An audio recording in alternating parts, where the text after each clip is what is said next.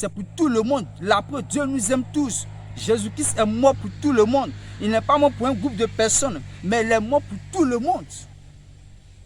La Bible dit dans 1 Jean 4, au verset 20, que si une personne dit j'aime Dieu et qu'elle manifeste de la haine pour son frère, alors elle ment. Celui qui dit j'aime Dieu et qu'il haït son frère, mais c'est un menteur. La Bible dit qu'il est un menteur. Pourquoi? Parce que comment peut-il aimer Dieu qui ne voit pas et haïr son frère qui voit? Je nous exhorte à aimer. L'amour fait partie des choses que Dieu regarde dans notre cœur. Quand nous demandons des choses à Dieu, Dieu vérifie si son amour est dans notre cœur et si l'amour de notre prochain est dans notre cœur. Alléluia. Si tu veux que Dieu t'exauce rapidement, vite, frère, il faut aimer. Si tu veux que tes prières touchent Dieu, tu veux que Dieu t'ouvre les portes de l'exaucement, alors il faut aimer. Tu pries pour le travail, tu pries pour le mariage, tu as confié des sujets à tes pasteurs, tu as fait des offrandes, tu as une alliance avec Dieu, tu connais ce Dieu, tu vas à l'église, tu pries. Mais peut-être que l'amour te manque. L'amour te manque. Alléluia. Vous savez, il y a des personnes qui prient, qui sont chrétiennes. Je veux exhorter mes frères et ceux en Christ. Vous savez, quand on est chrétien, cela n'est pas synonyme de haine pour sa famille, pour ses parents. Ce n'est pas parce que tu as accepté Christ, tu pries maintenant à l'église que tu dois haïr tes parents. Ce n'est pas ce que ça veut dire. Il y a des personnes qui vont à l'église, mais qui n'aiment pas leurs parents, qui sont en désaccord avec leurs parents, qui sont en palabre avec leurs parents, mais qui se contentent dans leur prière, qui se disent que leurs parents sont des démons, sont des esprits, je vais dire des esprits impurs. Il y a des personnes comme ça, qui ne parlent pas avec leurs parents, qui ne parlent pas avec leurs frères et sœurs, mais qui s'entendent bien avec leurs frères et sœurs en Christ, qui s'entendent bien avec les membres de l'église. Ça, c'est quelque chose qu'il faut corriger. Si tu aimes l'église et que tu n'aimes pas la famille, mon ami, c'est inutile. Au même titre que tu dois aimer le pasteur et aimer les membres de l'église, tu dois aussi aimer les membres de ta famille. Tu dois aimer ton père, tu dois aimer ta mère, tu dois aimer tes frères, tes soeurs, tes enfants, tu dois les aimer. Alléluia. Il y a aussi un autre cas où dans la même église, dans la même communauté chrétienne, on ne se parle pas, on ne s'aime pas. Et pendant ce temps, on prie ensemble, on fait des cultes ensemble, mais ça ne marche pas. Ton propre frère en Christ, ta propre soeur en Christ, dans la même église, tu ne l'aimes pas. Tu as de la haine contre lui. Mais tu pries, tu parles la langue, tu chantes, tu danses. Mais Dieu ne peut pas t'exaucer comme cela. Tu pries, mais tu as la même position, tu es dans la même situation. C'est parce que l'amour te manque. Il faut changer d'attitude. Il faut changer de cœur. Alléluia. Il y a aussi un autre cas. Ça, c'est dans les couples. Où la femme qui passe son temps à l'église, elle passe son temps à aller à l'église, mais elle n'est pas son mari. Elle est insoumise. Elle passe son temps à faire des querelles à son mari. Mais c'est elle qui passe son temps à jeûner. Elle est tout le temps à l'église. Elle dort même à l'église. Et elle est insoumise à la maison.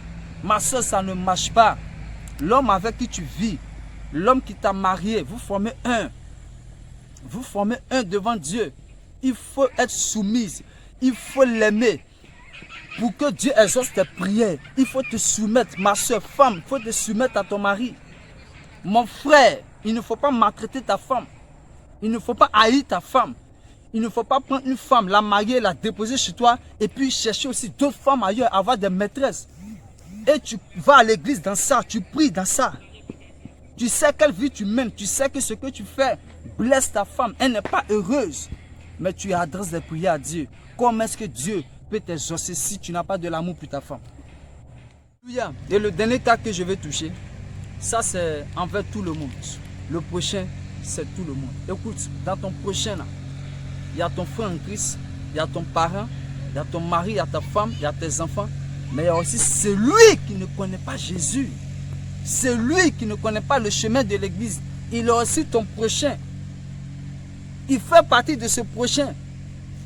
Si nous sommes la lumière du monde et que nous ne sommes pas capables d'éclairer ceux qui sont dans le monde, Mais qui sommes-nous? Si tu dis que tu es enfant de Dieu, tu as accepté Christ et que tu ne manifestes pas cet amour à celui qui est dans le monde, mais comment est-ce qu'il va donner sa vie à Jésus-Christ? Vous savez, parfois nous évangélisons, nous faisons tellement de programmes. J'apprécie et je bénis la vie de tous les hommes de Dieu qui font des programmes d'évangélisation, tous les hommes de Dieu qui font le ministère, qui font des missions, qui font des programmes pour le salut des âmes. Que Dieu vous bénisse abondamment, hommes de Dieu. Que Dieu vous bénisse, toutes ces églises qui font des programmes. Mais écoutez, si nous devons faire des programmes sans amour, comment est-ce que les âmes accepteront Christ? Alléluia. Quand nous faisons des programmes d'évangélisation, c'est pour que ceux qui ne connaissent pas Christ viennent à Christ. Mais pour les amener à accepter Jésus-Christ, certes, il faut leur annoncer l'évangile, il faut prier pour ces programmes, mais il faut manifester l'amour. Aujourd'hui, l'amour manque au milieu des enfants de Dieu. Et ce n'est pas normal. Il est vrai que je critique beaucoup mes frères et sœurs en Christ, je critique beaucoup les églises, mais c'est pour qu'on serve des âmes que je fais cela. Et je veux aussi lancer un message à ceux qui font des vidéos sur les réseaux sociaux et qui trouvent, qui estiment que nous passons notre temps à critiquer. Quand nous critiquons, c'est pour que vous compreniez qu'il y a des choses à faire et il y a des choses aussi à ne pas les faire. Il y a des choses qu'on ne doit pas faire. Donc quand nous sommes enfants de Dieu, nous sommes chrétiens, nous sommes parmi les païens et que nous ne sommes pas des exemples et que nous faisons les mêmes choses que les païens font, écoutez, cela blesse les païens, cela scandalise les païens, cela n'amène pas les païens à accepter Jésus-Christ. Alléluia. Sinon que nous vous aimons, mais nous n'aimons pas forcément ce que vous faites. C'est pour cela que nous critiquons. Donc nous devons annoncer la vérité. La vérité, elle blesse, c'est vrai, mais la vérité, elle délivre, elle affranchit, elle rend libre. C'est ce que la Bible dit, vous connaîtrez la vérité et la vérité vous rendra libre.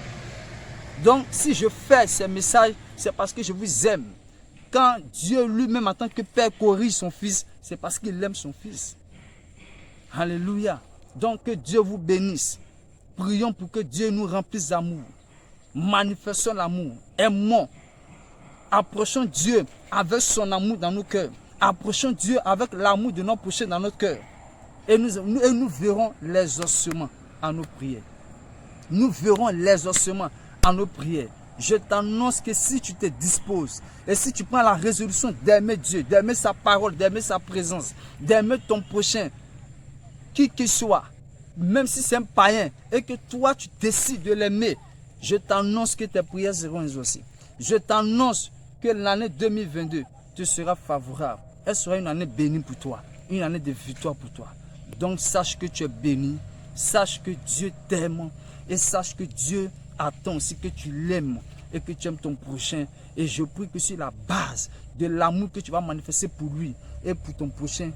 Oui Seigneur, je prie que tu bénisses tous ceux qui vont aimer à partir de cette fin d'année, à partir de ce mois de décembre, toutes les personnes qui vont prendre la décision, la résolution d'aimer, Père, je prie que tu les bénisses, que ton amour abonde dans le cœur, qu'ils continuent à t'aimer et qu'ils aient cette force, cette capacité d'aimer aussi tous ceux qui leur ont fait du mal, tous ceux qui leur ont blessé. Seigneur, bénis cette nation, bénis ton église dans cette nation, bénis tous tes enfants et bénis tous tes enfants qui sont d'ailleurs, qui sont à l'extérieur, au nom de Jésus-Christ de Nazareth.